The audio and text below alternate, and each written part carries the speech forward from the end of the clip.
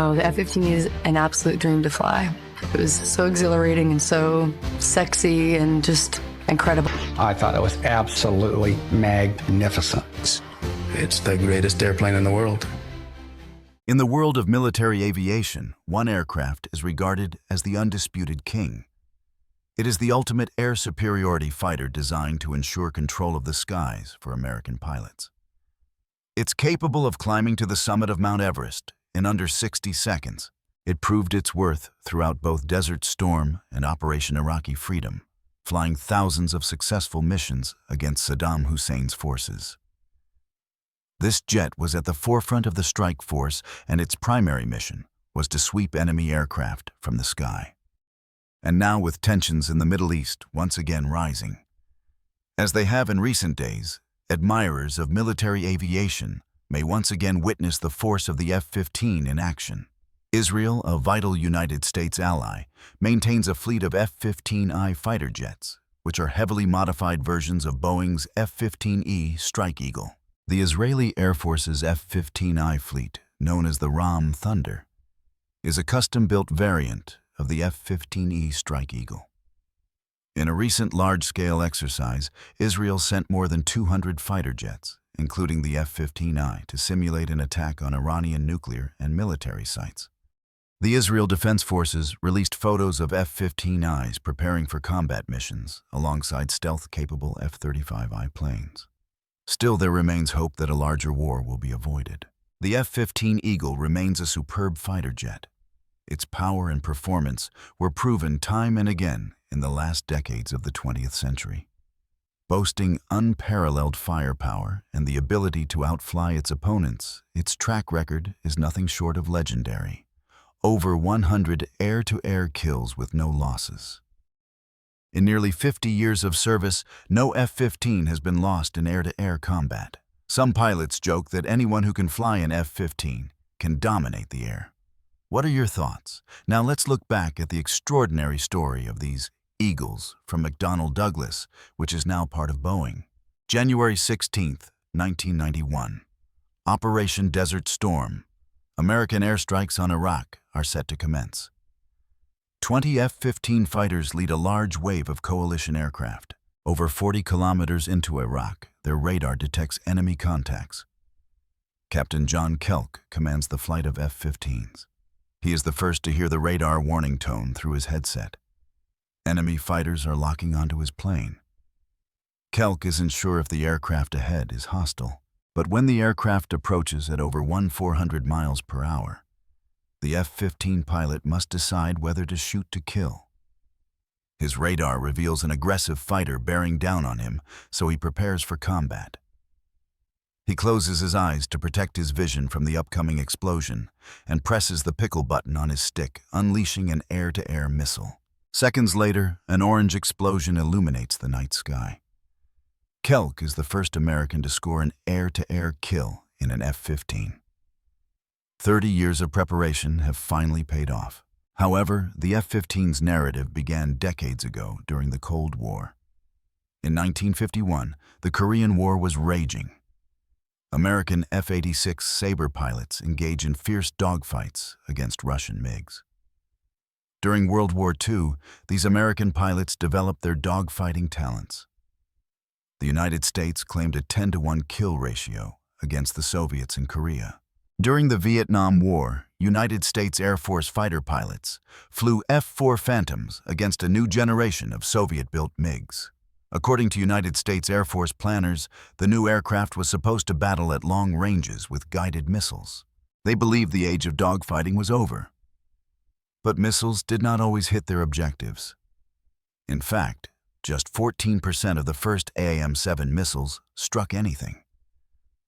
When the Phantom's missiles failed, the fighter was rendered utterly defenseless. The F-4 didn't even have a gun. A fighter without a gun is not a fighter. The problem with the F-4 in Vietnam was that the Sparrow, the radar-guided missile, and the Sidewinder, the heat-seeking missile, were meant to be fired at massive bomber-sized targets at high altitudes. When you use a system created and optimized for that purpose against small, highly maneuverable fighter-sized targets at lower altitudes, the results are not pretty.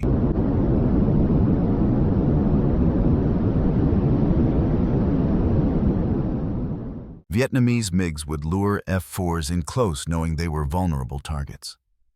However, American pilots were not trained to engage in dogfights. This generation of fighter pilots had not inherited the knowledge gained during World War II or Korea. The American F-4s and their pilots were now dangerously exposed. If you're an F-4 pilot in the midst of a dogfight, you've used up your radar missiles, they all missed, which they always did, and then you fired a few of your infrared missiles, and by bad luck or because you didn't have a good position, they missed. Now you're out of ideas and out of ammunition, and you better go home because you're in trouble. They're going to get you unless you can get out of there because you don't even have a gun to fall back on. The F-4 was initially built to shoot down nuclear bombers. When forced into a dogfight, its inadequacies became all too obvious. The F-4, like practically all aircraft designed to be electronic radar interceptors, had poor visibility because the designers were completely focused on someone with his head down in the radar scope, either the pilot or the guy behind him, and all you needed were windows for takeoff and landing because the radar would be your eyes. That's a quick way to die in combat because the guy who kills you is never in front of you. He's always behind you. These mistakes were costly. More than 3,000 American aircraft were lost. Air Force planners realized the necessity for a new aircraft. The ultimate dogfighting machine capable of achieving air superiority in any theater of operations. 500 designs were submitted for the Fighter Experimental Program, but Air Force leaders were unimpressed. The Air Force urgently needed to recover its aviation superiority. Unexpected developments in Russia suggested that they were losing the race. At the 1967 Moscow Air Show, the Soviets debuted their next-generation fighter, the MiG-25 Foxbat. Intelligence analysts would have perceived this as a formidable threat. It would have put the fear of God in them.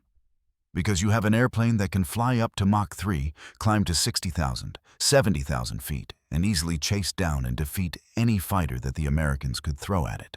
The race was on to produce an American plane capable of outfighting the Soviet MiG. Nobody knew that the outcome would forever alter the course of warfare. After losing the aeronautical advantage to the Soviet MiG-25, American aircraft designers returned to the drawing board. Planners had to find someone who truly understood fighter planes. They needed a guy with hands-on experience in aerial combat, matched with great technical insight. Eventually, they found their man. He had honed his combat skills in Korea, but made a name for himself developing air-to-air tactics at Nellis Fighter Weapons School. His name was Major John Boyd. At that time, he was known as the Mad Major. This guy was totally focused on air-to-air combat, had dedicated his whole life to first whipping every other fighter pilot in the Air Force and the other services, and secondly, developing theories on how to do that, brilliant new theories that change the way every Air Force in the world flies. Major Boyd was asked to assess the current Fighter X proposals. The initial designs would eventually become the future Air Force fighter. Boyd recognized that without a major overhaul, the Air Force risked ending up with yet another underperforming plane, such as the F-4. The most important design specification had to be maneuverability. Boyd needed to get his hands on the most powerful computers of the day. The Air Force had rare mainframe computers, but bureaucrats denied him access.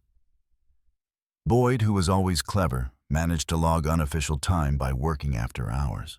But the Mad Major's unpredictable behavior earned him adversaries within the Pentagon. One angry colonel accused him of stealing $1 million in Air Force computer time. To some senior officers, John Boyd was always a dangerous outlier. In the end, even though John produced these upheavals and received seemingly endless complaints from every level of the bureaucracy about his behavior and what he was pushing for, the Chief of Staff consistently supported him. He genuinely came up with a terrific design. John Boyd did in fact develop groundbreaking design specs for the new Fighter X. 3 companies were then invited to compete for the opportunity to build the FX fighter. They had 9 months to develop a refined design. By the 1969 deadline, a clear champion had emerged. The contract for the new fighter was awarded to the McDonnell Douglas Corporation. The plane's design required 2.5 million man-hours in total. Finally, on June 26, 1972, the first F-15 rolled out of the St. Louis plant. The following day, the Eagle made its first flight. This plane deviated from the norm. The F-15's climb rate was incredible, but it also played a crucial role in its effectiveness as an interceptor. It could reach 30,000 feet, the same height as Everest, from a standstill in just over 60 seconds.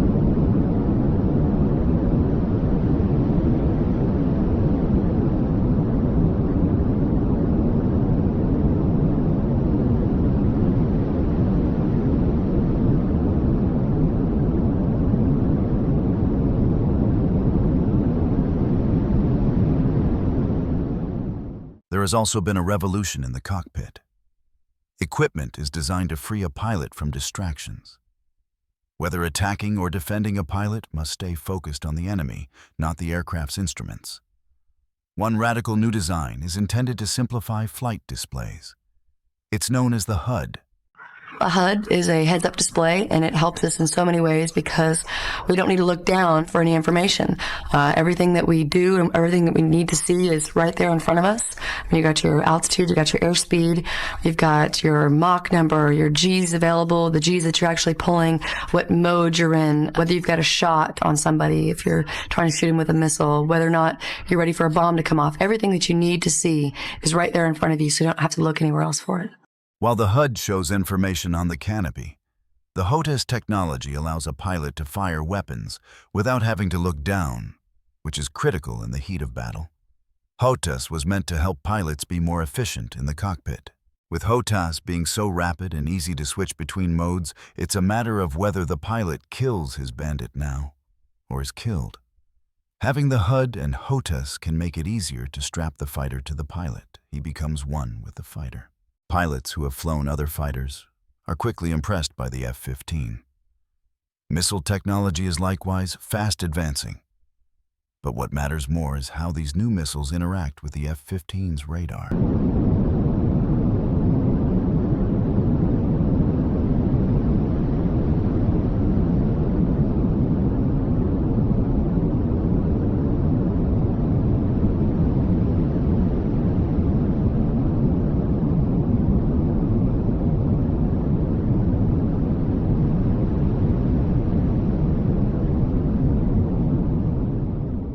With a strong radar, air-to-air missiles will be more effective than before.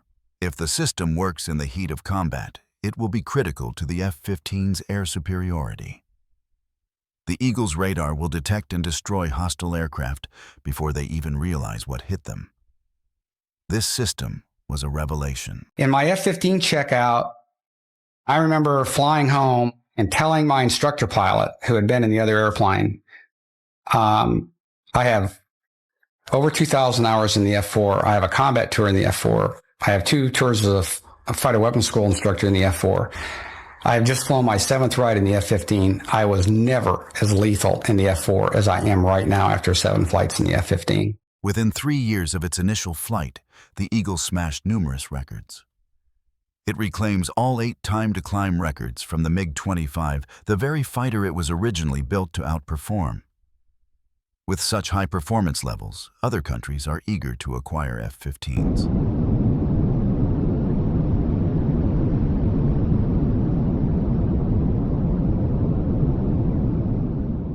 Israel is the first foreign state permitted to purchase it, and the experience of one Israeli pilot quickly demonstrates how durable the F-15 can be. Captain Zvi Nadavi has a pilot's greatest nightmare when a training exercise goes tragically wrong. When calamity strikes, he is flying a simulated airfield defense mission and has been tasked with intercepting hostile planes. I saw what, in hindsight, was the number 3, which is the leader of the rear pair, and he was upside down, and I was at around 14,000 feet, and I shot a missile. Even though he was upside down, he continued to go up. And I was like this, so it was stomach to wing. We couldn't see each other. And we collided.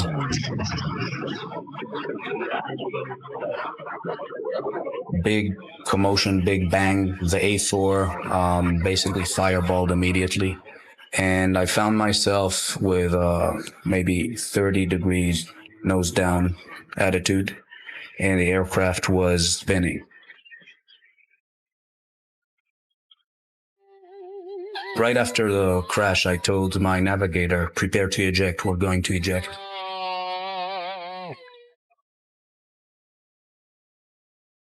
I opened afterburner, which is a totally opposite instinct when you're spinning towards the ground. Then the roll slowly stopped, and slowly I was able to bring the nose back up. I told my wingman to come close and to inspect me. There was a huge spray of fuel that was being drawn out of the wing, and it basically camouflaged what was going on there. There was a large spray of fuel coming out of the wing, which effectively concealed what was going on. Nadavi survives the mid-air crash. He is 10 miles from the nearest airfield and expects to land safely. However, the pilot cannot see what happened behind the shower of leaking fuel. His F-15 was severely damaged in the crash, so he is only flying on one wing. After a deadly mid-air accident, Captain Sidi Nadavi finds himself piloting a severely damaged F-15. He eventually regains control of his aircraft and attempts to land. I approached the airfield. I crossed the threshold where usually in an F-15 you cross at 130 knots. I crossed at anywhere between 250 to 260 knots. Was landing at approximately twice the normal landing speed. I put the tailhook down. There was a cable at about a third of the runway, and we went into that cable. But because of the speed, the hook is not built for those speeds, and the hook basically tore off the airplane.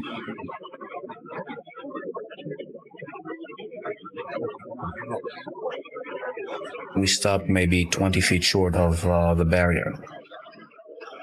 As I was running at the last 50 knots, bleeding off, my wingman said, "You're not going to believe what you flew on." And I opened the canopy, and I reached back to shake the hand of the navigator. And as I was reaching back, that was the first time that I looked and I saw that I didn't have a wing on the right-hand side. It's highly likely that if I would have seen it clearly, I would have ejected, because it was obvious you couldn't really fly an airplane like that. I don't think any other aircraft could have taken that amount of damage or that portion of its flight surfaces removed and continued to bring us home safely.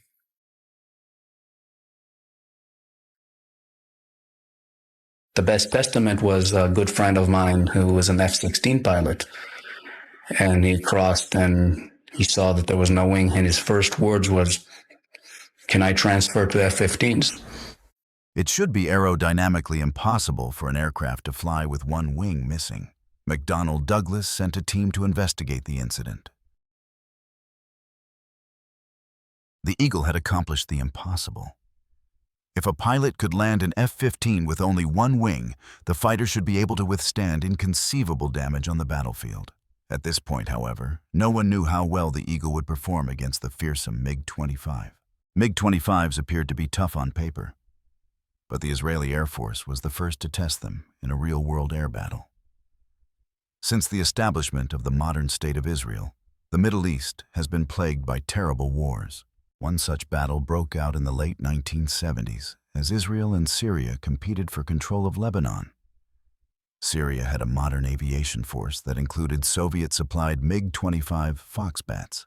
On June 27, 1979, a group of Israeli Phantoms hit locations along the Lebanese shore. Just as the Phantoms completed their strikes, they noticed Syrian MiGs approaching quickly. The opposition fighters would be on top of them in seconds. A flight of Israeli F-15 Eagles was patrolling the sky above the Phantoms. They instantly activated their afterburners and dove down towards the threatening MiGs. Each F-15 pilot selected a target and engaged with Sidewinder air-to-air missiles. Seconds later, the Sidewinders tore into the MiGs, destroying them quickly. For the first time, American technology competed against Russian MiGs. The F-15 emerged victorious, scoring 5 air-to-air kills on its first day of combat. The F-15 continued to dominate the skies above the Middle East. During the Lebanon War, the Israeli forces shot down approximately 80 aircraft over Lebanon, and the pilots took part in the conflict with no air-to-air casualties for Israel. American pilots could only observe this encounter. They still had not had the opportunity to fly the F-15 in a real fight. 10 more years would have to pass before American fighter jets were called upon once more. August 2nd, 1990. Saddam Hussein's army advanced into Kuwait City. They're plundering and pillaging as they go. It was also possible that he would direct his soldiers to push on to Saudi Arabia. The United States' response was prompt. Saddam could not be permitted to jeopardize Middle East energy supplies. Operation Desert Shield was launched. One of the first commands was to provide 166 F-15s to Saudi Arabia. Their goal was to protect the northern Saudi oil reserves from Saddam Hussein's advancing soldiers. The F-15 would be vital to the success of the Desert Storm air campaign. However, American F-15 pilots had not yet flown in battle. This was their moment to show that they had the right stuff. It is 1991. F-15s were the first jets delivered to the Gulf region for Desert Storm. Their job was to prevent Saddam Hussein's march and assist in the liberation of Kuwait's people. The Middle East's largest air force competed with American F-15s. Saddam was in charge of 550 combat aircraft, including MiG-25 Fulcrums, Russia's most advanced fighters. In this air war, there was no tolerance for mistakes or uncertainty.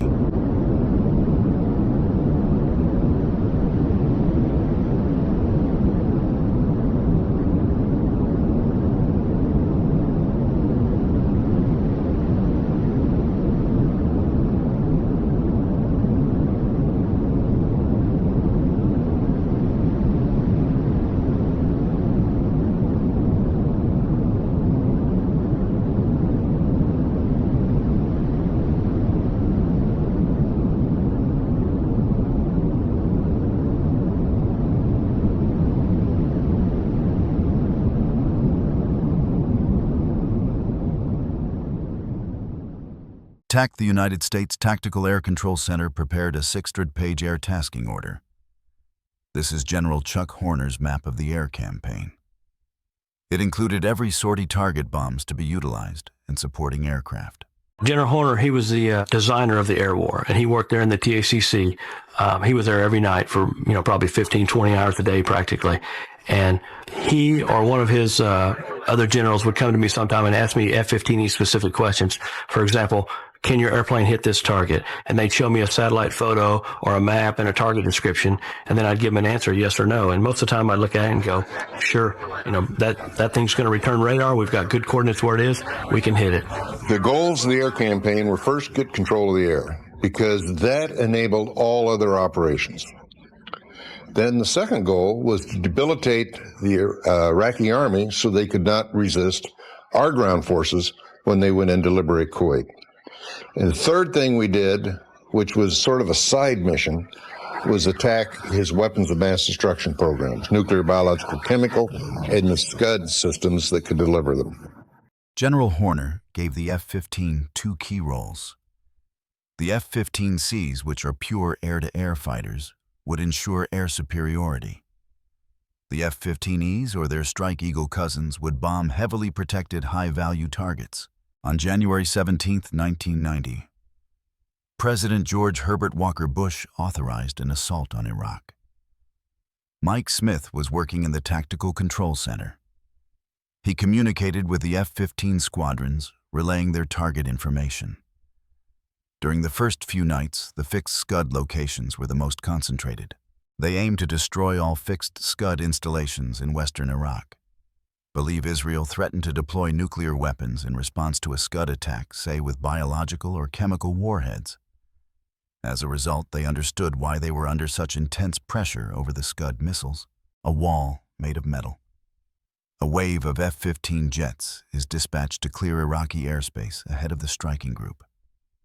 The Eagles will be kept busy throughout the night, battling at the front lines of the Desert Storm air war. Rich Horan's plane accelerates towards Iraqi airspace. Before they could cross, a tough procedure had to be performed. Refueling mid-air was one of the most terrifying aspects. It was a very dark and moonless night, and there were a couple of people who came near to colliding with the tanker and each other while doing so. Careful flying saved the operation from near disaster. However, the Eagles still had 200 kilometers to travel before reaching the Scud installations. They now flew low over the desert and began targeting well before the Iraqis could see them. Horan is a weapons systems officer tasked with selecting a missile launch site. And the conversation is, this isn't so bad. These guys are asleep. And about that time, all hell breaks loose. And what all hell happens to be is number one's bombs have gone off, and the Iraqi anti-aircraft gunners react to the bombs going off, and the sky is filled with AAA.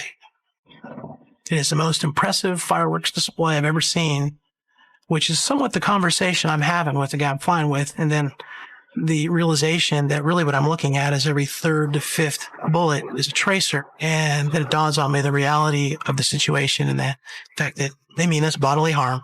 But Horan kept his focus on his radar and successfully located the Scud launch point. As they released their ordnance, a powerful explosion rocked the Scud site. Horan and his pilot had now rejoined the other F-15s. All 24 had safely passed through the target area, but they were still deep in Iraqi territory. Blinded by the F-15's superior night fighting capabilities, the Iraqi pilot most likely lost control and crashed in the desert. It's a crucial night for the American F-15s. The Strike Eagles fought their way in and killed their objectives, while the air-to-air F-15C models bloodied their talons by shooting down 6 Iraqi planes. During the early rounds of Desert Storm, F-15 pilots recorded the first air-to-air kills by an American Eagle.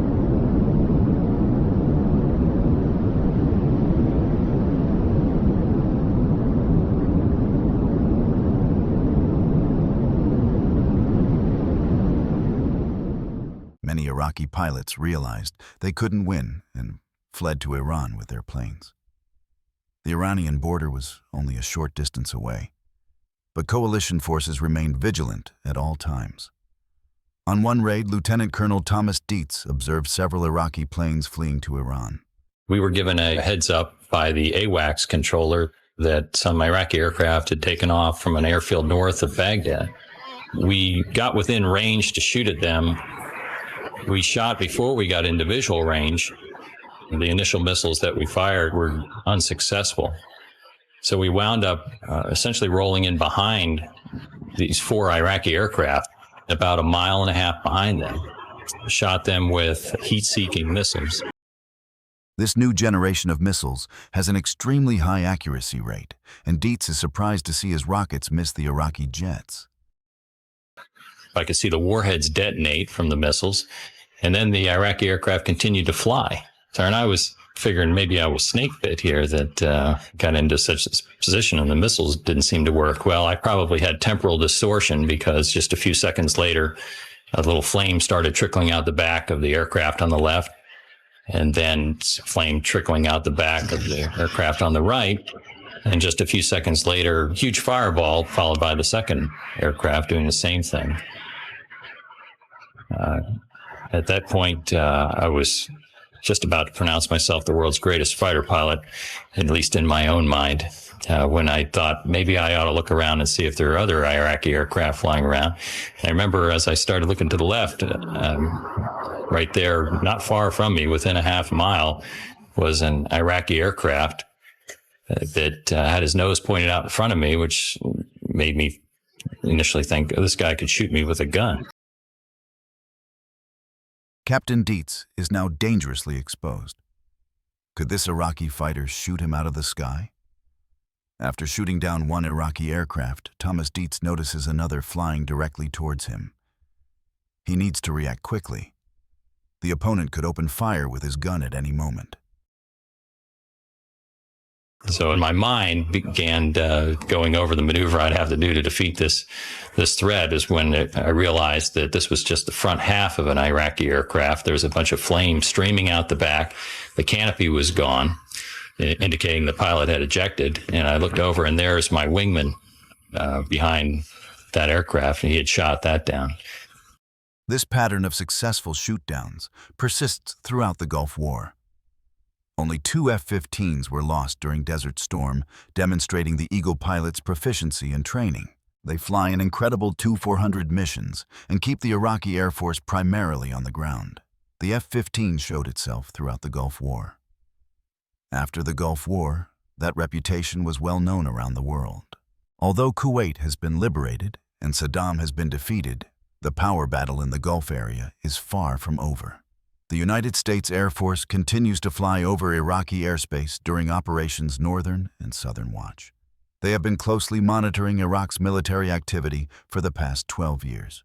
Before long, F-15s are at the forefront of President George Walker Bush's war on terror, assisting in the hunt for al-Qaeda in Afghanistan.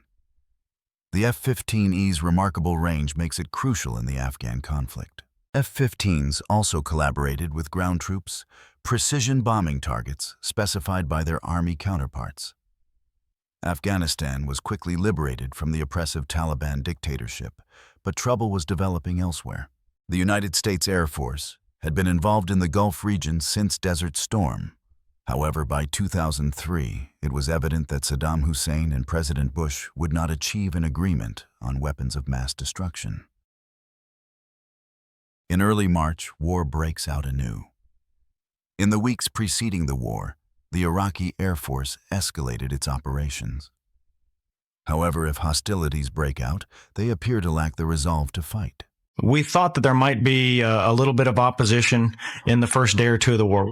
So during the first 2 days, 3 days of the war, we parked ourselves right off their airfields, just waiting for them to fly, hoping that they might get airborne and being able to take them down, realizing that if they did get airborne, they were going to be dying right off their own airfield because we were right there ready to shoot them down as soon as they took off. I'd certainly like to think that after the Iraqi Air Force experience during Desert Storm, that they'd know better than to take off and fight an Eagle. I think it's the first time in warfare that there's been an enemy Air Force that didn't turn a wheel. And obviously he who hesitates is lost, because once he decided not to fly and they stayed on the ground, the bombers went in and then basically picked them off one by one. Only the Iraqi pilots can explain why they did not fly against the coalition forces. Perhaps they hoped to keep their air force for later use under a different regime. After establishing air superiority, the F-15s shifted their focus to assisting their Army comrades on the ground. They backed the ground troops as they marched from Kuwait to Baghdad. The squadron's task was to clear Iraqi tanks out of the path. The Strike Eagle's capacity to drop laser-guided precision bombs might be critical immediately. Baghdad was under attack every day, 24 hours a day, and the GBU-12s were dropping bombs on their tanks. Armored vehicles, armored personnel carriers, and even some of their air vehicles that the F-15s could discover. And that made it much easier for our Army brethren on the ground to march into Baghdad. This high-tech combination of air and ground forces is devastating. American troops arrived on the outskirts of Baghdad just 14 days after the conflict began.